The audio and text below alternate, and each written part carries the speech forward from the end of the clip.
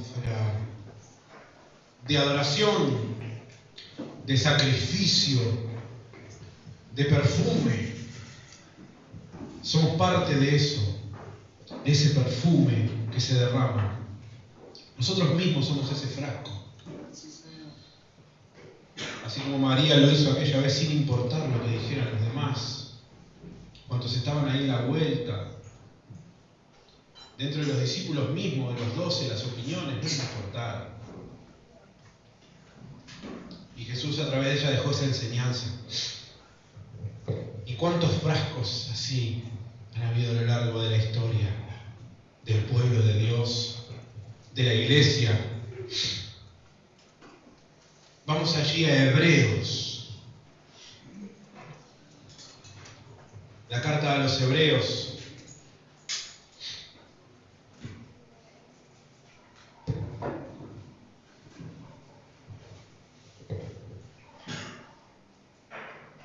Allí enseguida de Tito, Efesios, Timoteo, Tito y Hebreos. Por ahí anda media perdida la epístola, la carta general a los hebreos. Hasta el día de hoy se discute si fue Pablo la paternidad literaria de la carta o si fue Lucas o uno de los otros primeros padres de la iglesia.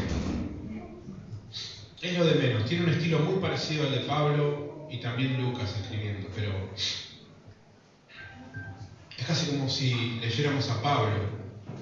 Dice allí en Hebreos capítulo 12, versículo 1. ¿Lo tienen? Amén. Hebreos 12, 1 dice: por tanto nosotros también, teniendo en derredor nuestro tan grande nube de testigos, despojémonos de todo peso y del pecado que nos asedia, y corramos con paciencia la carrera que tenemos por delante.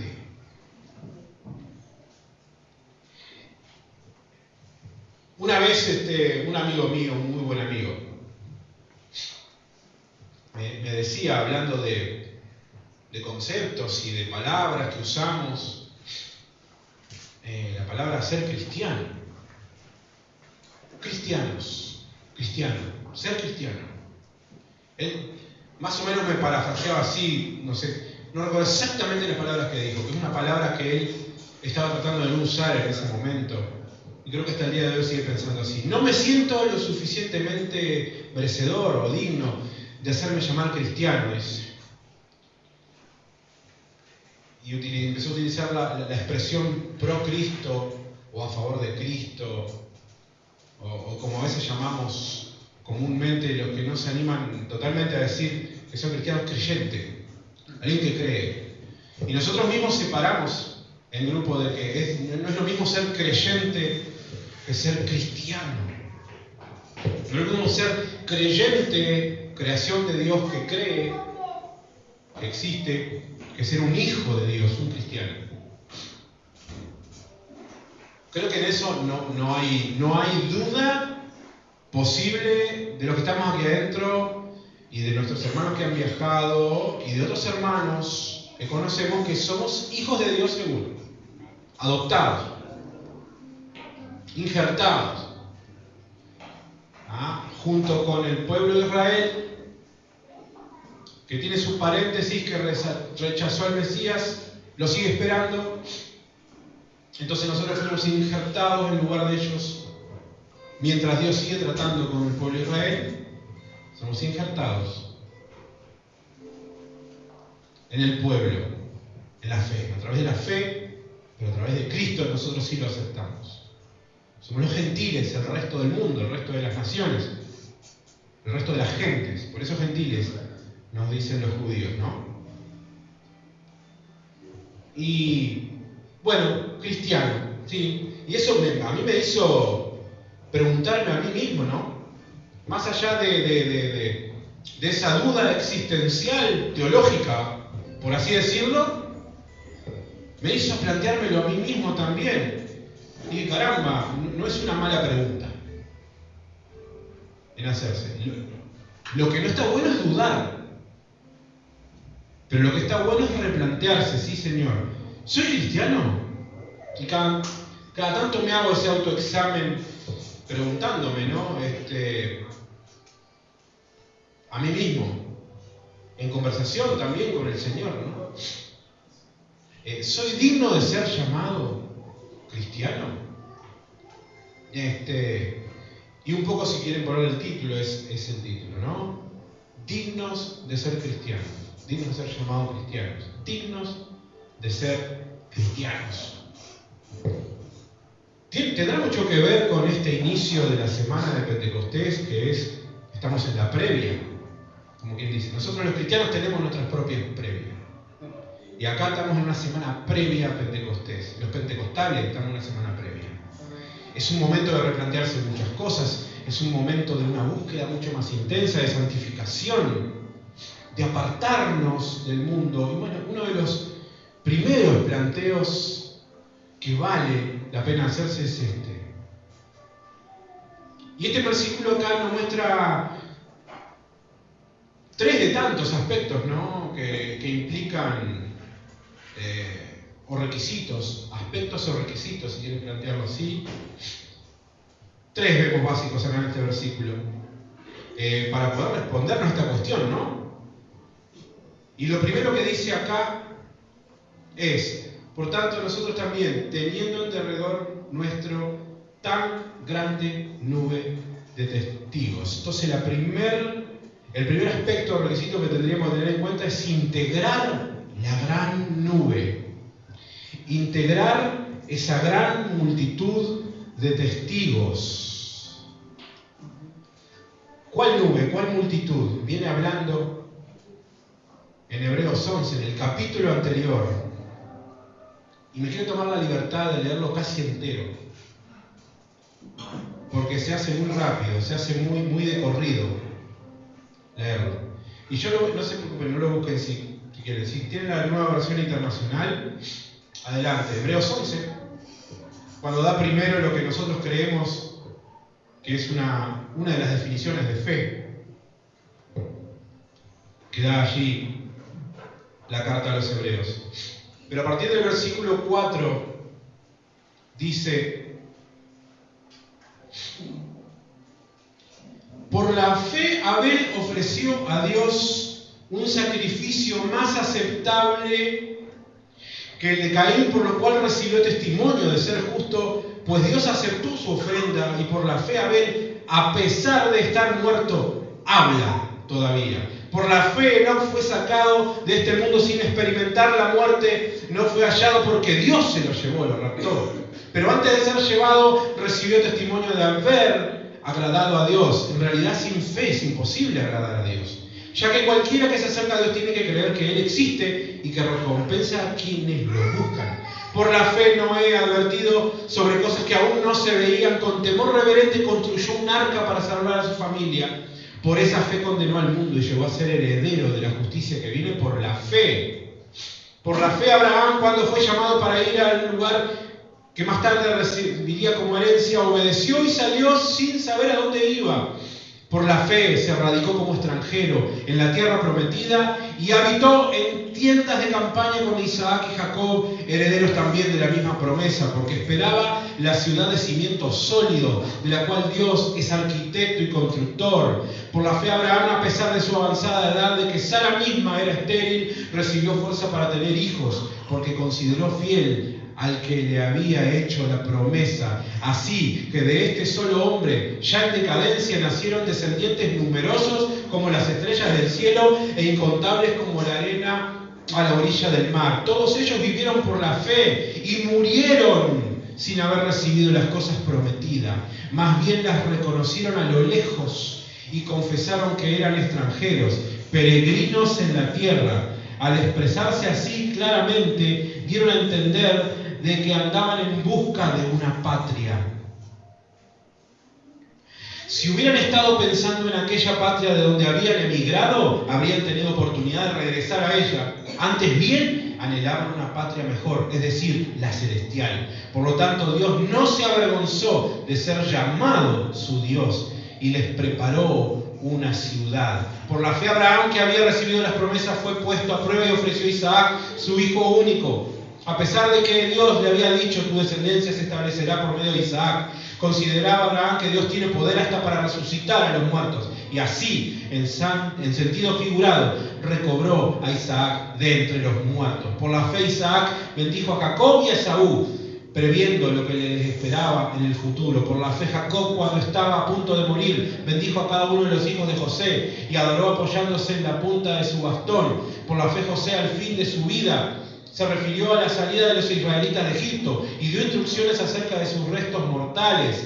Por la fe Moisés, recién nacido, fue escondido por sus padres durante 3 meses porque vieron que era un niño precioso y no tuvieron miedo del edicto del rey. Por la fe Moisés, ya adulto, renunció a ser llamado hijo de la hija del faraón, príncipe, prefirió ser maltratado con el pueblo de Dios.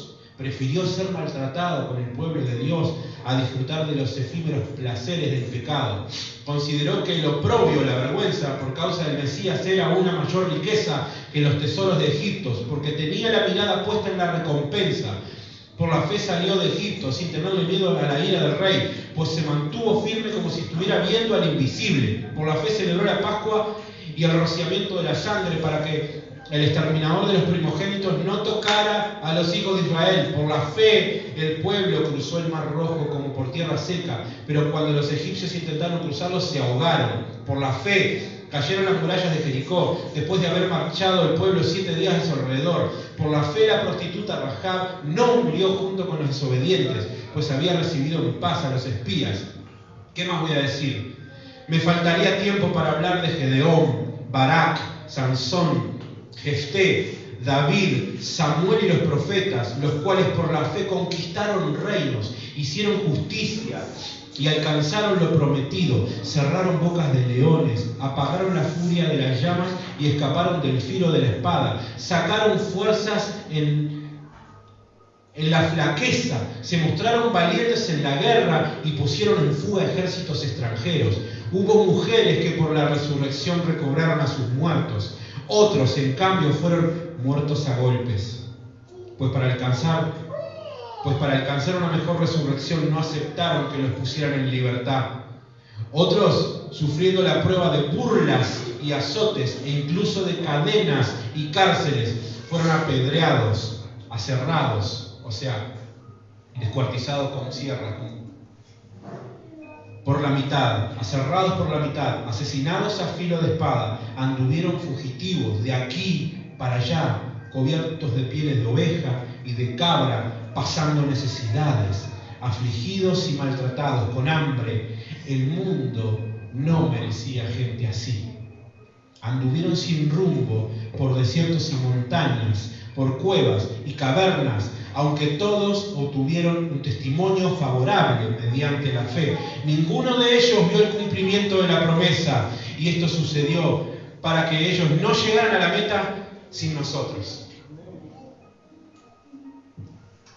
Pues Dios nos había preparado algo mejor. Y podríamos seguir la lista. Los muertos en la Inquisición en la Edad Media, previa tortura, por supuesto, acusados de brujería, cristianos, por estar llenos del Espíritu Santo y predicar con milagros y hablar en lenguas, revolcarse, etc. Perseguidos, torturados y muertos en la Unión Soviética con el estallido de la Revolución. Perseguidos, torturados y muertos en la Segunda Guerra. Sí, cristianos también que ayudaron a los judíos a esconderse. Perseguidos, torturados en China, hasta hoy, en Vietnam, en Corea del Norte. En la Ventana 1040, allí, en el mundo musulmán, están muriendo en este momento cristianos. Dice acá, de los cuales el mundo no era digno. Pero Dios los aprobó de esa manera. Dios en su palabra dice que no era digno. Yo no puedo decir, el mundo no es digno de mí.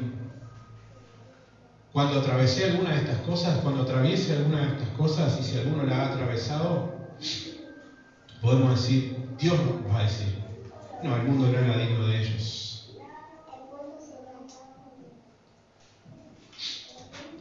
Eso es lo primero, ser parte de esa nube de toda esa gente que enumeramos, porque son parte nuestra y nosotros somos parte de ellos, somos la herencia. Por todo lo que ellos hicieron, decidieron y lo que les costó, es que nosotros estamos acá. Eso es lo primero. Sentido de pertenencia. Por eso, en Iglesia de Dios Misiones Mundiales, una de las consignas de la visión es pertenecer. ¿Qué es pertenecer? ¿Solo al escudo de la cruz con la llama? No, es mucho más que eso. Pertenecemos a esta hermosa casa de Misiones Mundiales, a esta hermosa casa de la comunidad de Shaddai como parte de Misiones Mundiales en Uruguay, pero tengamos conciencia de que pertenecemos a toda esta nube de testigos. Es uno de los requisitos, es una de las cosas por las cuales uno puede responder si es cristiano, si tenemos conciencia de esto. Lo segundo que dice allí en el versículo es: teniendo alrededor nuestro tan grande nube de testigos, despojémonos de todo peso y del pecado que nos asedia. Es despojarse de todo el peso, del estorbo que tenemos alrededor y ese pecado que nos asedia día y noche.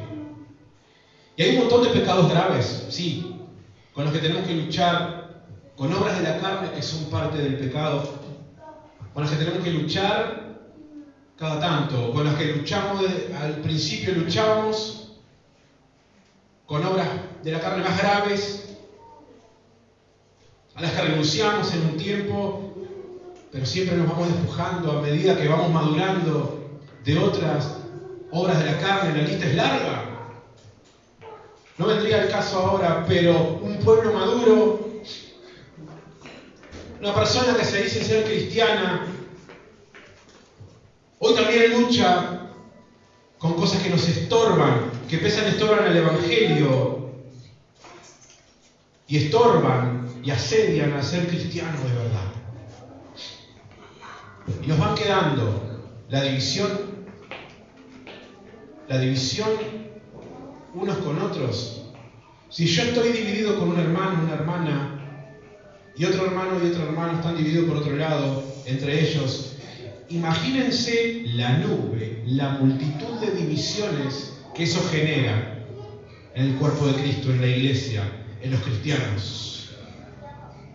Las disensiones, que son los desacuerdos, que sí pueden haber algunos desacuerdos pequeños, medianos, hasta grandes desacuerdos, de tal manera que, por ejemplo, Pablo, el apóstol, y Bernabé, por un tiempo tuvieron que trabajar cada uno por su lado, pero en fin, se volvieron a ver las caras y el Espíritu Santo los juntó otra vez en la cárcel, en otros viajes, y tuvieron que reconciliar la diferencia y seguir predicando y trabajando, como si nada. Dejando disensiones y divisiones de lado.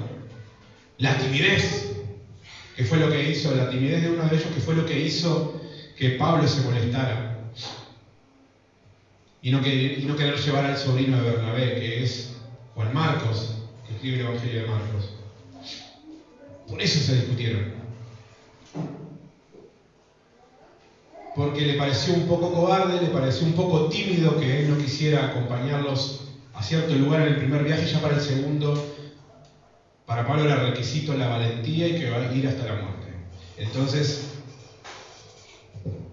ahí estuvo la pequeña diferencia con Bernabé. Sí, a veces la timidez y la cobardía también nos asedia y nos estorba. A uno como persona, a uno como hijo de Dios y también al Evangelio, al cuerpo de Cristo. Sí, la timidez y la cobardía también molestan. No que nos moleste a nosotros y nos deba molestar y generarnos una ira que después sea irreconciliable con otros. Pero estorba el fin del Evangelio. Y no nos detengamos solo en ese. La indiferencia La indiferencia de que mientras se está trabajando, yo simplemente vengo, ocupo una silla, vuelvo a casa, Dios me toca, qué bueno que estuvo el culto, qué lindo, me voy. Esa indiferencia, la indiferencia y la apatía, que es lo contrario de la empatía, de ponerse en lugar del otro, de ponerse en lugar de los hermanos, de ponerse en lugar de las personas que están necesitadas, de que no tienen a Cristo, esa apatía y esa indiferencia también son un estorbo, un lastre con el que carga la iglesia, el cuerpo, con el que nosotros mismos cargamos, para poder ser de verdad un cristiano, parte de esa multitud y esa nube. Esto, más pecados como el orgullo, nuestro propio orgullo que forma parte de todo eso porque es mi individualismo. Primero yo, mis tiempos, mis horarios, mi cansancio. Por eso cada vez que esta lista de cosas, si estamos identificados con algunas de ellas, más de una vez hemos estado identificados con alguna de estas cositas, pongámonos en un autoexamen con el Señor, pensando en toda esa gran nube de multitud de testigos que renunciaron a todas estas cosas, en un proceso sí, en sus vidas, pero llegó un momento que estas cosas ya no los molestaban más, porque cuando deciden seguir a Cristo, son llamados, dejaron todo, familia, hogar, todo, la vida misma, su tiempo mismo, sus placeres mismos, sus gustos, donde querían estar, donde querían ir, ya no importaba, sino que importaba lo que Dios quería, lo que el Espíritu Santo quería, lo que el Señor quiere. Las palabras corrompidas, los insultos entre creyentes, caramba. Nos asedia, nos persigue todo eso, continuamente, diariamente. Y son cosas que es un peso, por eso dice, despojémonos de todo peso, porque eso nos pesa, nos está aplastando y está deteniendo la obra de Cristo.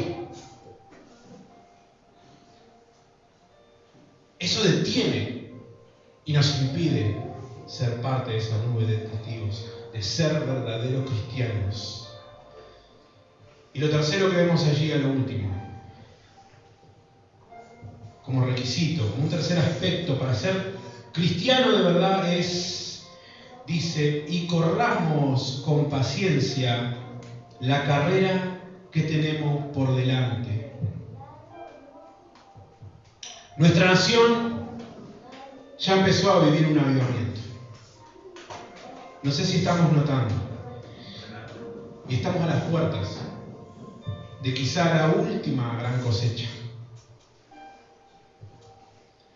Pero recordemos cuando leíamos esa lista y esa gran nube y multitud de testigos, que solo estamos cosechando lo que esa nube de testigos, lo que esa gran multitud sembró. Por eso tengamos conciencia de ello, mi hermano, mi hermana.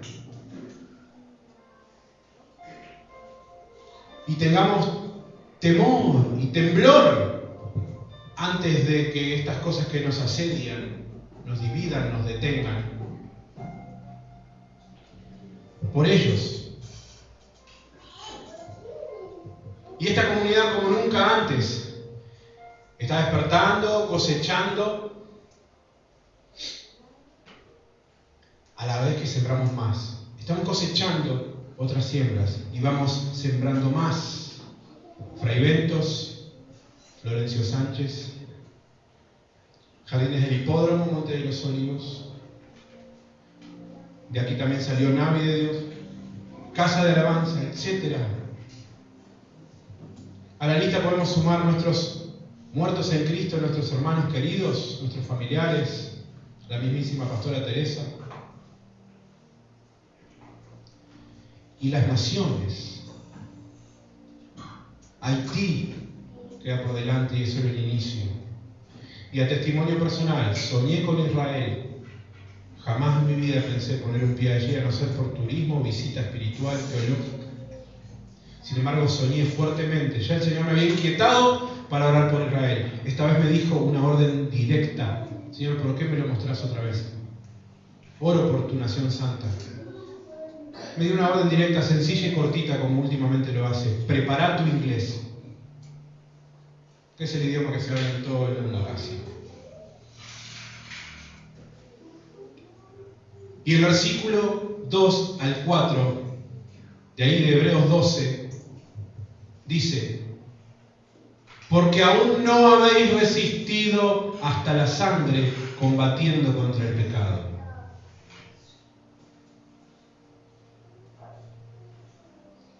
Dice el 2: puestos los ojos en Jesús, el autor y consumador de la fe, el cual, por el gozo puesto delante de él, sufrió la cruz, menospreciando el oprobio, no teniendo en cuenta la vergüenza, y se sentó a la diestra del trono de Dios. Consideren a aquel que sufrió tal contradicción de pecadores, la oposición misma contra sí mismo, para que vuestro ánimo no se canse hasta desmayar. Y ahí sí, porque aún no habéis resistido hasta la sangre combatiendo contra el pecado que nos asedia. Entonces, y este es el momento donde les traslado esa pregunta que me hizo mi amigo esa vez. Quizá le esté mirando por ahí al subir esta prédica a las redes.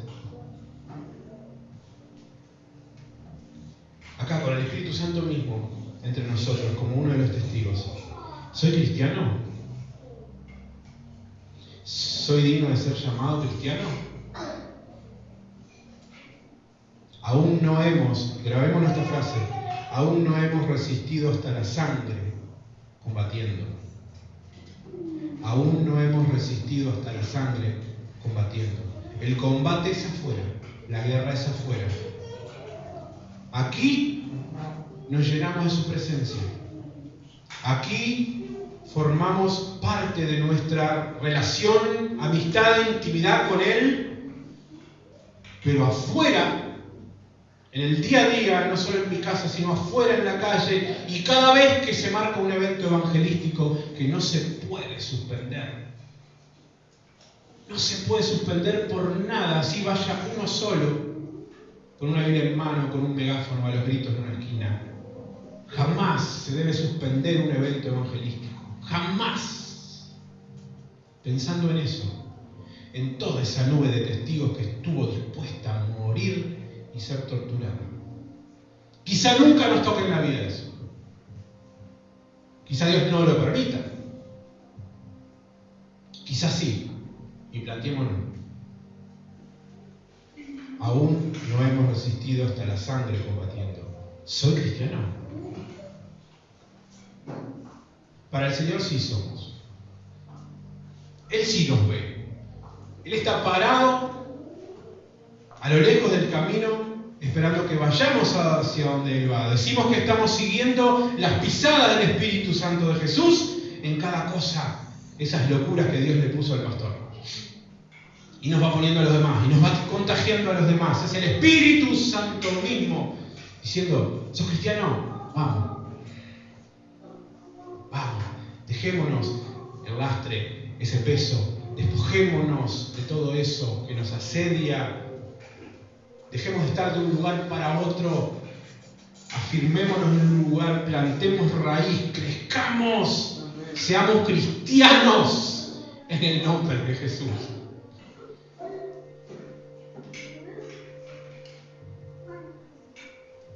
Para tener el privilegio de formar parte de esa nube de testigos que Él ya premió. Él es misericordioso y bueno. Pongámonos de pie en este momento y conversemos con el Espíritu Santo. Como siempre digo, Él no nos rezonga. Más vale, en todo caso, si sonó a rezongo, que más vale que nos rezongue Él y no caer en manos del enemigo. Porque cuando ya no se da más fruto y realmente, como la higuera, que Jesús mismo le maldijo, ahí sí que no hay vuelta atrás. Cuando sé como esa higuera que ya no daba fruto, que no le dio fruto, y él mismo la maldijo, sí, no hemos llegado a eso, gracias a Dios. Al revés, estamos trabajando. Él nos está puliendo, nada más nos está puliendo. Él es misericordioso. Por eso,